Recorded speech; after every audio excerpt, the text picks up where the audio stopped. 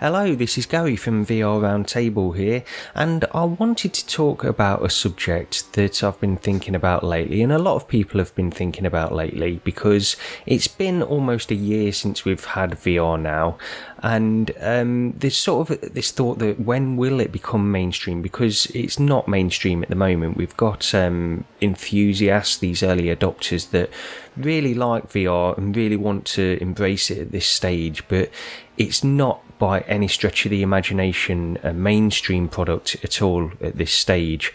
And the difficult part about this discussion is that there are so many things that we can talk about, and everybody has their own ideas as to why VR isn't mainstream yet and what it will take to get us there. But I'm just going to go through a few of my own thoughts about this. And you know, VR, it does face a lot of challenges at the moment, and that can't really be disputed. We're sort of walking a line at the moment of will it succeed or will it fail? And there's people on both sides of that. You know, there's some people that actively want VR to fail because they're not comfortable with moving on in that kind of technology. But let's get into some of these things that are holding VR back. So, I mean, the first one that a lot of people mention is the cost of getting into VR in the first place. Now, if you want to go down the PC route or the console route, it can be very expensive. You know, you've got to pay for a $600 headset or $600 to $800 headset, really, and then you need a high-powered PC to run that as well. So you're looking at a total cost of around $1,500, so around £1,000, £1,200, something like that. But costs are coming down all the time, and Oculus recently announced a PC and Oculus Rift bundle for $1,099. So, you know, these costs are coming down very, very quickly, and I think we'll get this problem out of the way, although there is a point of view. You know, Gabe Newell from Valve, he gave a AMA recently, and he was talking about bringing costs down too early in technology. It can be a bit of a problem, and he was of the point of view that perhaps we should aim at maintaining costs but getting a better experience. So, you know, it's sort of hand in hand. You can lower costs and maintain the experience that we're getting today, or maintain costs and get a better experience as the technology advances. And there's these different points of view. Overall, my own thoughts are, if we can get the cost of VR down, I think that will be a big breakthrough in getting people into it in the first place, just to experience it. The second problem is people's expectations of VR at the moment, and also just the overall experience of using VR. You know, we talk about these problems at the moment that we have general low resolution within the headsets. It's not as bad as people talk about, and it can vary from content to content. You know, it's not always terrible in every game or experience, but it can dampen the experience, certainly, in quite a lot. There is also the field of view. People go in with the expectation about field of view. They don't want anything on their peripheral vision. They want to be able to see the world all around them, and that would be ideal. Unfortunately, we're not there yet. That can't be done with the current generation of headsets. So there is still this feeling of sort of looking through a window into the virtual reality world. It's not quite as bad as that. You know, it's sort of like looking through maybe a diver's mask, people have compared it to. And I don't even think it's as bad as that, but it is a problem. And over time, I'm sure this will be rectified as well. And the field of view in these headsets will be expanded and eventually cover our entire field of view. So I think that's a problem that will be rectified eventually.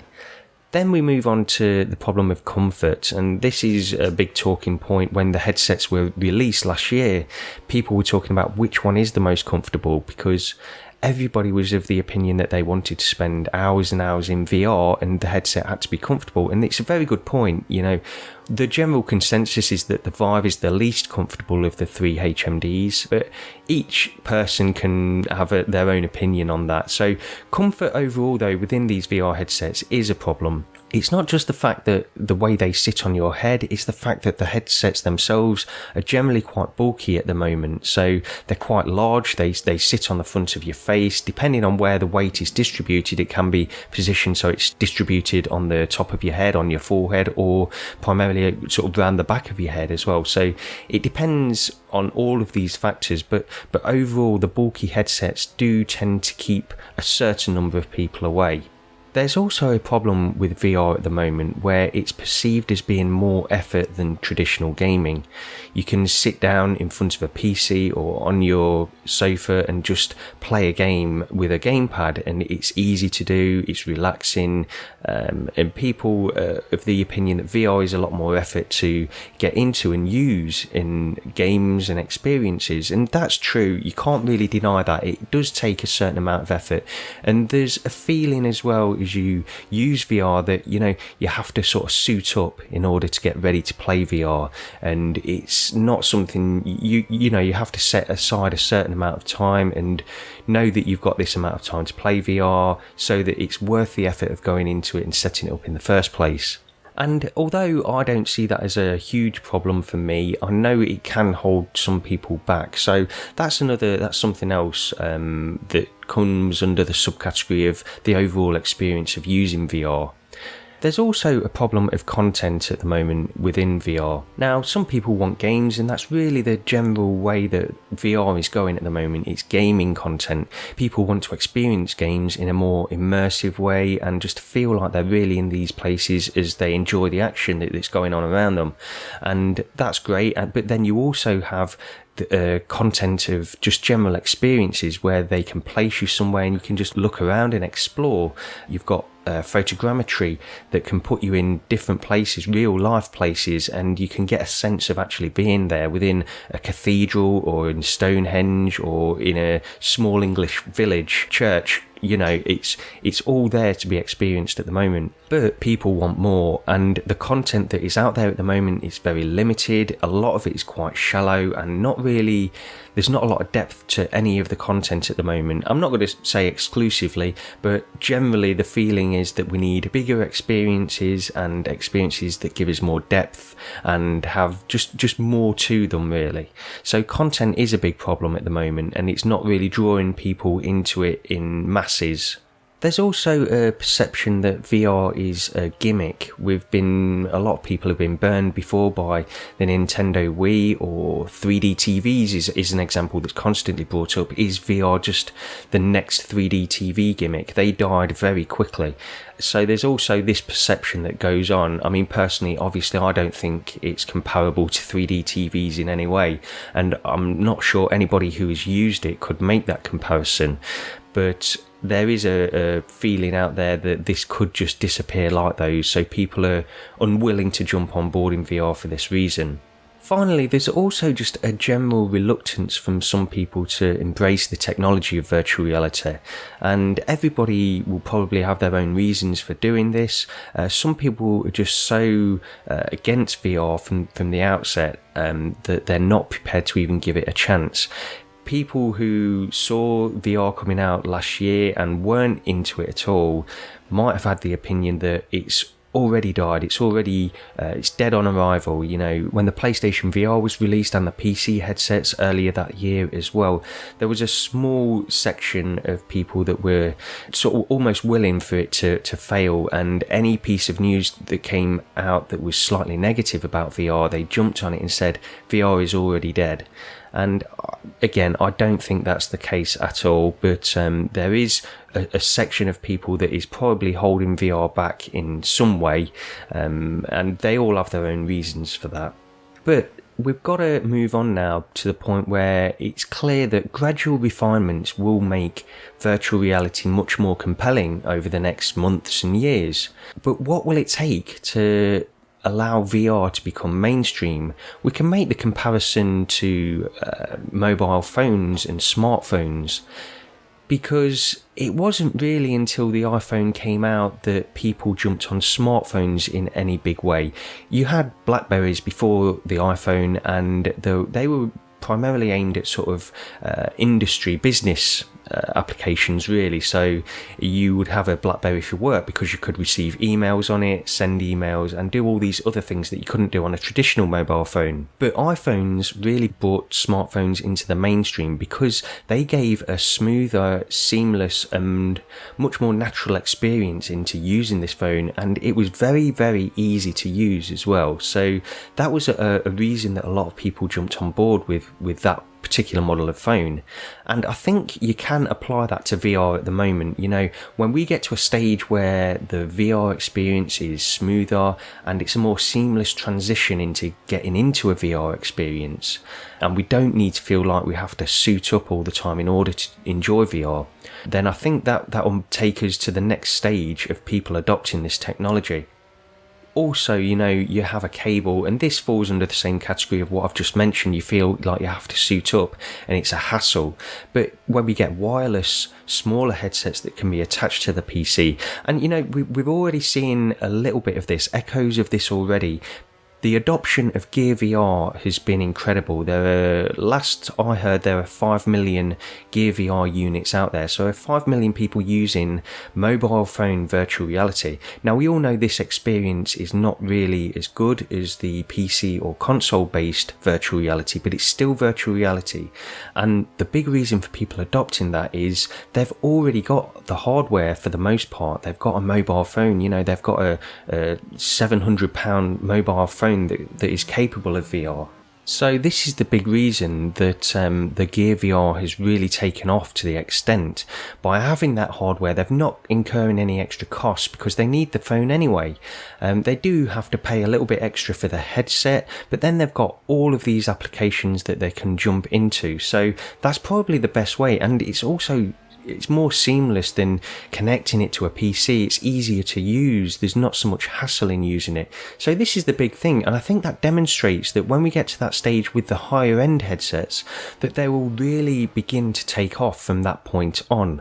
And also, as we get better content, this is probably one of the biggest hurdles at the moment. We do need big content to come out because there's sort of a to-ing and fro-ing going on at the moment between the developers and the consumers, the marketplace. There's a small market for PC and console-based VR. Now, developers obviously need an incentive to develop for virtual reality. They may be passionate about it and want to develop for it, but if they're not going to make any profit at doing that, then they have to sort of take that from a business standpoint and maybe point their talents in different directions. So as the market grows, we'll get more developers. Unfortunately, the counter to that is that the market won't grow unless we get the content from the developers. And this has been discussed to death. You know, people are aware of this and they're battling to try and get content out there. We have a problem with Oculus exclusivity, but the good side of that exclusivity is the fact that Oculus are funding a lot of developers to create content for their platform. Obviously there's other controversies that go into that as well, but this is the problem as well. We do need good content, and we need good content across the whole spectrum. We need developers to make profits, and it needs to be natural profits. It's not a healthy way going forward into sort of 5-10 years continually to constantly be funding these studios to bring out VR technology just so they're making a profit. Because we need a more natural and organic growth to virtual reality in the long term, where the market has grown to the point where developers know they're going to make a profit as long as their game is good enough. At the moment, they don't have that confidence because they could bring out the best VR game and it may still not make too much of a profit, even if it's distributed among all three of the major headsets. So content is a problem, and that's a hurdle that I don't think there's any easy solution to at this stage. But hopefully, as we move forward and the market does grow, then that will be rectified in time. And finally, I just want to say that I've ignored AR, augmented reality, for the most part in this conversation, but my own feelings on this is that in the long term, it could be AR that is the real breakthrough that VR needs in order to truly move into the mainstream. there's always going to be a reluctance to shut yourself off from the world completely, and AR can break through that reluctance, because if we can get to a stage where augmented reality technology is compact, small and polished enough to fit into the form factor not much bigger than a pair of glasses, and the content on there is compelling, then that will really be the next step. I know I'm talking into quite a few years into the future before we get to that stage, and I hope it doesn't take that long for VR to become mainstream. But if and when we do get to that point, then I think that will be really the tipping point. That will be the iPhone moment where everybody will be jumping on this technology and getting fantastic experiences. And I hope we get there at some point.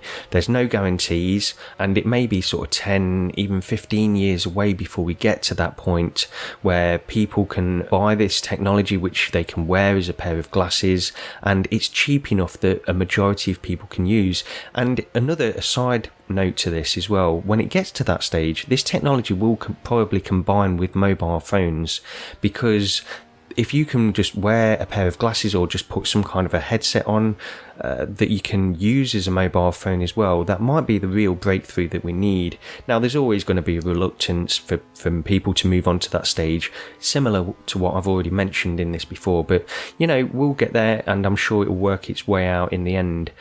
Overall, I hope VR will become mainstream, but in the short term, looking at these headsets that are out at the moment, I just hope that we can get to the point where these headsets, the cost comes down, the content becomes better, the actual form factor of the headsets becomes smaller, more comfortable, and wireless is going to be a big thing as well. I want to get away from this perception and this feeling of having to suit up to enjoy VR, and that will probably be the point where a lot more people will come onto it, and the market will grow, and in turn from there it should hopefully start to fend for itself without all this extra cash being pumped into it constantly.